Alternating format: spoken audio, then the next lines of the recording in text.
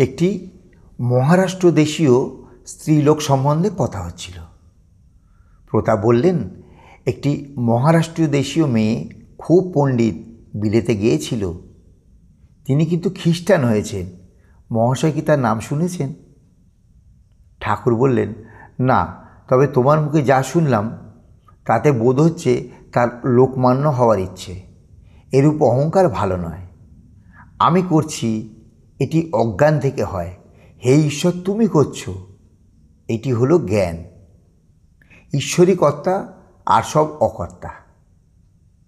আমি করলে কি হয়, কত দুর্গতি হয়, বাছুরের অবস্থা ভাবলে বুঝতে পারবে।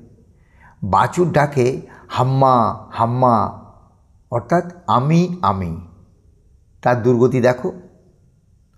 হয়তো সকাল থেকে সন্ধে পর্যন্ত লাঙল টানতে হচ্ছে, রোদ নেই, বৃষ্টি নেই।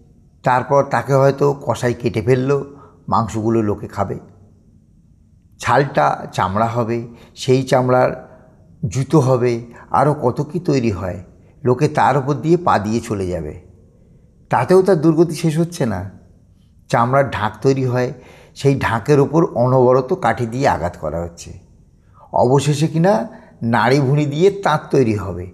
তখন ধনুরির তাঁতের তৈয়ার হয়। তখন তুলো ধোনবার সময় সেই তাঁত থেকে আওয়াজ বেরোয় তুহু তুহু তুহু বলে। অর্থাৎ হাম্মা হাম্মা বলে না, তুহু তুহু বলে, তবেই তার নিস্তার, তবেই তার মুক্তি। কর্মক্ষেত্রে আর তাকে আসতে হয় না। জীব যখন বলে, হে ঈশ্বর, আমি কর্তা নেই, তুমিই কর্তা, আমি যন্ত্র, তুমি যন্ত্রী, তখনই জীবের মুক্তি হয়। তাকে আর কর্মক্ষেত্রে আসতে হয় না।